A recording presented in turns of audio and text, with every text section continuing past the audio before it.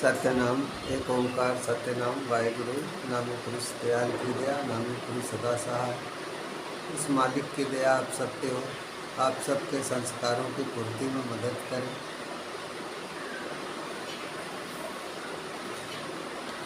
प्रकृत पुरुष सिद्ध पीठाश्रम वाराणसी।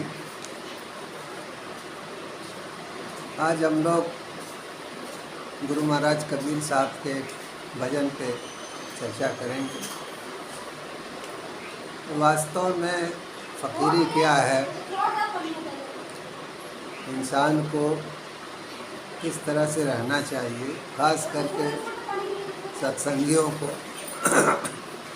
किस तरह से रहना चाहिए, कैसा आचरण करना चाहिए, भजन है गुरु महाराज कबीर साहब का। मन लागो मेरो यार फ़कीरी में, मन लागो मेरो यार फ़कीरी में। फ़कीरी साधारणतः लोग समझते हैं कि फ़कीर का मतलब जो भिक्षाटन करते हैं, घर घर जाते हैं, लेकिन नहीं।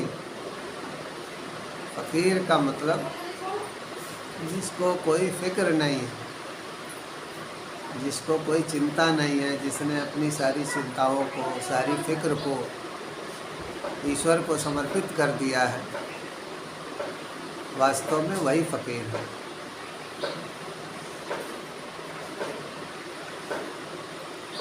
कहते हैं कि फ़कीर के लक्षण क्या है, आखिर है कौन फ़कीर, जो सच्चा फ़कीर कौन है।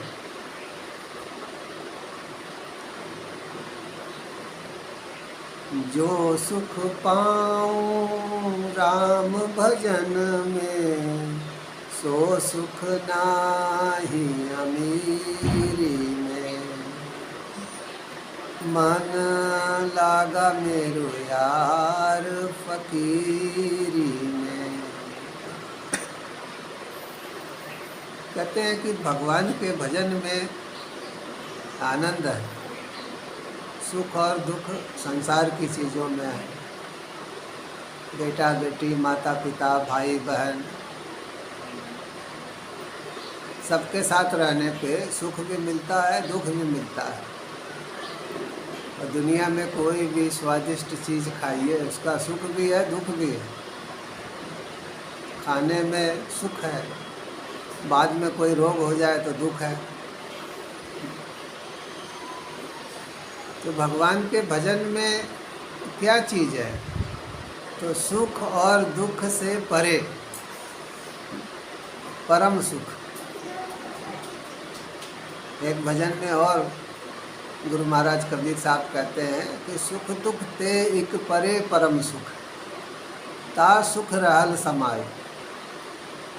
तो सुख और दुख से भी परे एक परम सुख है, आनंद है।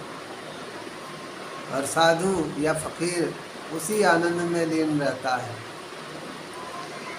तो कहते हैं कि भगवान के भजन में जो आनंद है वो अमीरी में नहीं है।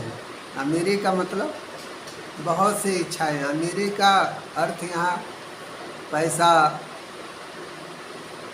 से नहीं है। अमीरी का मतलब महत्वाकांक्षाएं, बहुत ज़्यादा महत्वाकांक्षाएं। तो बहुत ज़्यादा महत्वाकांक्षाएं पालेंगे तो बहुत ज़्यादा समस्याएं भी आएंगी, बहुत ज़्यादा परेशानियां भी आएंगी, बहुत सारे दुख कष्ट भी झेलने होंगे। और कुछ इच्छाएं पूरी होंगी, बहुत सी नहीं होंगी। जैसे देखिए, एक गुलाब का पौधा लगाते हैं तो आपने देखा होगा कि उस पे फूल जो है कम होते हैं, कांटे जो है ज़्यादा होते हैं। फूल को आप गिन पाएंगे, कांटों को तो देर लगेगी गिनने में। तो कांटे बहुत ज़्यादा होते हैं, फूल बहुत थोड़े होते हैं। ऐसे ही जीवन में हम बहुत सी महत्वाकांक्षाएं पालते हैं, बहुत सी इच्छाएं पालते हैं। या कुछ इच्छाएं ही गुलाब के फूल की तरह खिल पाती हैं, बाकी तो कांटों की तरह कष्ट देती हैं, चुभती हैं।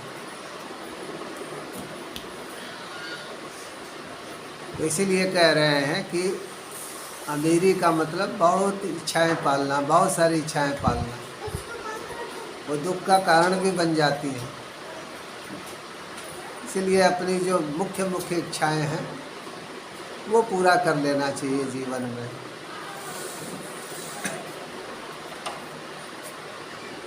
आगे कहते हैं किस तरह से रहना चाहिए साधुओं को या फकीरों को। भला बुरा सबकी सुन लीजय, कर गुजरान गरीबी में, मन लागो मेरो यार फकीरी में। कह रहे हैं लोग तो कुछ कहेंगे ही, अच्छा करेंगे तो भी कहेंगे, बुरा करेंगे तो भी कहेंगे। तो लोगों का काम ही कहना है। तो कहते हैं कि सबका सुन लीजिए, जो अच्छा कहते हैं उनका भी सुन लीजिए, जो बुरा कहते हैं उनका भी सुन लीजिए। और कहते हैं कि कर गुजरान गरीबी में। गरीबी का मतलब कम इच्छाएं। अब जो है कम से कम महत्वाकांक्षाएं पालिए, कम से कम इच्छाएं पालिए। तो उसी को कहते हैं गरीबी। गरीबी का मतलब ये नहीं कि हम भिक्षाटन करें, हमारे पास कुछ नहीं। गुरु महाराज कहते हैं कि गरीबी का अर्थ ये है कि इच्छाएं हमारी कम हो और हम इस तरह से प्रयास करें कि वो पूरी भी हो। तो उन इच्छाओं की पूर्ति के बाद हम धीरे धीरे विरक्त होते जाएंगे। उम्र बढ़ने के साथ साथ हमारी इच्छाएं पूरी होती जानी चाहिए और हमारी इच्छाएं कम होती जानी चाहिए। अगर जीवन में सही उन्नति देखना है तो सही उन्नति यही है कि जीवन उम्र बढ़ने के साथ साथ, जीवन में आगे बढ़ने के साथ साथ हमारी महत्वाकांक्षाएं कम होनी चाहिए, हमारी इच्छाएं कम होनी चाहिए। अगर उम्र बढ़ने के साथ साथ इच्छाएं बढ़ रही हैं तो समझिए कि ये मानसिक बीमारी है और ये परेशानी का कारण भी बन सकती है, बड़ी से बड़ी परेशानी को जन्म दे सकती है।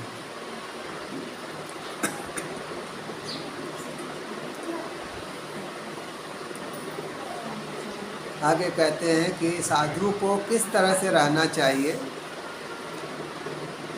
प्रेम नगर में रहनी हमारी, भली बनी आई सबूरी में, मन लागो मेरो यार फकीरी में। कहते हैं कि प्रेम नगर में रहनी हमारी, भली बनी आई सबूरी में। सबूरी मतलब संतोष। कहते हैं जीवन में संतोष का होना बहुत ज़रूरी है। दुनिया में बहुत से देखिए युद्ध हैं, संघर्ष हैं, दंगे फसाद, लड़ाई झगड़े, तो कहीं ना कहीं किसी न किसी असंतोष की ही उपज होते हैं। अब कहा भी गया है ना कि गोधन गजधन बाजधन और रतन धन खान, जब आवे संतोष धन सब धन धूल समान। तो मन के अंदर संतुष्टि बहुत ज़रूरी है। संतुष्टि भी होनी चाहिए। और हमारे अंदर कमी क्या है कि हमें जो कुछ आज प्राप्त है उसके लिए हम ईश्वर को धन्यवाद नहीं देते हैं। हमें जो नहीं मिला है उसकी शिकायत करते हैं। जबकि साधुओं का तरीका, सत्संगियों का, फकीरों का तरीका ये होना चाहिए कि जो कुछ हमें मिला है उसके लिए हम धन्यवाद दें उसे, और जो नहीं मिला है तो उसकी इच्छा समझें, हमारे लिए बेहतर होगा। तो कहते हैं कि प्रेम नगर में रहनी हमारी। तो ये प्रेम नगर क्या है? तो कहते हैं कि सच्चा साधु है, सच्चा फकीर है, वो सच्चा प्रेमी होता है। और सच्चा प्रेमी किसी का अहित नहीं करता है, किसी का बुरा नहीं सोचता है, किसी के हानि के बारे में नहीं सोचता है। वो कोशिश करता है कि उसके हाथों से सबका भला हो, और अगर भला ना कर सके तो किसी का बुरा भी ना करे। तो इसी को कहते हैं कि साधु की यही जो है प्रेम के नगर में रहनी है। साधु जीव जंतु, पेड़े पौधे, पशु पक्षी, मनुष्य, बच्चे बूढ़े, सबसे उसको प्रेम होता है, क्योंकि सब में अपनी ही आत्मा को देखता है। सब में उसी परमात्मा को देखता है जिसका वो ध्यान लगाता है। इसी को कहते हैं कि प्रेम नगर की रहनी। आगे कहते हैं, हाथ कमंडल बगल में सोटा, चारों दिशा जगीरी में, मन लागो मेरो यार फकीरी में। कह रहे हैं कि साधु, बहता पानी, रमता योगी, जो भगवान का सच्चा भक्त है, सच्चा प्रेमी है, वो सबके साथ रहते हुए भी नहीं रहता है। और जब साथ रहने वाले ऐसी स्थिति पैदा कर देते हैं कि उसका रहना मुश्किल हो जाता है, तो कह रहे हैं कमंडल और छड़ी उठा के चल देता है। चारों दिशा जगीरी में, कह रहे हैं सब कुछ अगर परमात्मा का है, सारी सृष्टि परमात्मा की है, तो जो परमात्मा का प्रेमी है उसके लिए भी परमात्मा की ही जागीर है। तो वो चल देता है परमात्मा की सृष्टि में, कहीं भी विचरण करे, कहीं भी परमात्मा का नाम ले।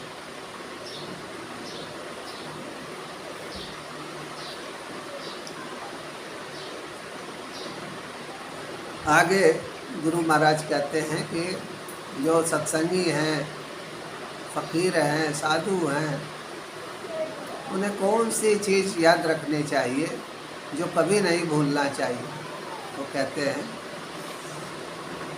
आखिर यह तन खाक मिलेगा, कहाँ फिरत मगरूरी में। आखिर ये तन खाक मिलेगा, कहाँ फिरत मगरूरी में। मन लागो मेरो यार फकीरी में, मन लागो मेरो यार फकीरी में। तो गुरु महाराज कबीर साहब समझाते हैं कि संसार में जीवन जितना बड़ा सत्य है, तो मृत्यु भी उतना ही बड़ा सत्य है। जैसे दिन सत्य है, रात सत्य है, ऐसे ही जीवन सत्य है, तो मृत्यु भी सत्य है। तो कहते हैं एक न एक दिन उस सत्य से सामना होना ही है, एक न एक दिन संसार से जाना ही है।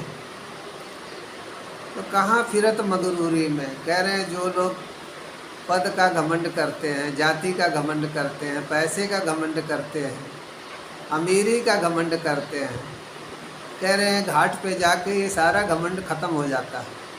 जिस दिन आप चोला छोड़ते हैं, शरीर छोड़ते हैं, ये सारा घमंड यही धरा का धरा रह जाता है। इसलिए कहते हैं कि सत्संगियों को, साधुओं को जो सबसे विशेष बात याद रखनी चाहिए वो ये कि कभी भी घमंड नहीं करना चाहिए, और जो कुछ भी परमात्मा ने दिया है उसको परमात्मा का प्रसाद समझकर सदुपयोग करना चाहिए। घर, मकान, बीवी, बच्चे, धन, दौलत, पद, ये परमात्मा का प्रसाद ही है। कब तक रहेगा कोई निश्चित नहीं। इसीलिए जब तक आपके पास है उसको परमात्मा की कृपा मान करके उसका सदुपयोग कीजिए। आखिर में कहते हैं गुरु महाराज, कहत कबीर सुनो भाई साधो, साहिब मिले सबूरी में। कहत कबीर सुनो भाई साधो, साहब मिले सबूरी में। मन लागा मेरो यार फकीरी में, मन लागा मेरो यार फकीरी में। आखिर में गुरु महाराज कबीर साहब समझाते हैं कि व्यक्ति के अंदर सबूरी यानी संतोष का होना बहुत ज़रूरी है। कहते हैं ना, श्रद्धा, परमात्मा के प्रति श्रद्धा होनी चाहिए, अपनी आत्मा के प्रति श्रद्धा होनी चाहिए, सबकी आत्मा के प्रति श्रद्धा होनी चाहिए, और संतोष ये ज़रूरी है। अगर महत्वाकांक्षाएं बहुत ज़्यादा हैं तो उनसे लड़ने में ही ज़िंदगी बीत जाएगी। फिर आप आत्मदर्शन क्या करेंगे, परमात्मा का दर्शन क्या करेंगे, कोई अनुभव नहीं होगा। पूरा जीवन जो है असंतोष में, पूरा जीवन संघर्ष में, इच्छाओं से लड़ने में ही बीत जाएगा। इसीलिए महत्वाकांक्षाएं कम रखिए और उसे पूरी कीजिए। उसके लिए तन मन धन से प्रयास कीजिए और कुछ देर बैठिए अपने आत्मा के सानिध्य में, परमात्मा के सानिध्य में। तो धीरे धीरे धीरे धीरे आप देखेंगे कि आपके जीवन में एक अच्छा परिवर्तन होने लगेगा, आपको आनंद मिलने लगेगा, आपके भीतर धीरे धीरे करुणा आने लगेगी। करुणा सारे जीव जगत के लिए होगी, सारी सृष्टि के लिए, सारे संसार के लिए, पशु पक्षी प्राणी मनुष्य सबके लिए। आज इतना ही। अनादि पुरुष दयाल की दया, अनादि पुरुष सदा सहाय, उस मालिक की दया आप सब पे हो। देश दुनिया में आप लोग जहाँ भी हो सुख शांति से रहें। परमात्मा की दया, परमात्मा की कृपा आप सब पे रहे। सत्य सत्य।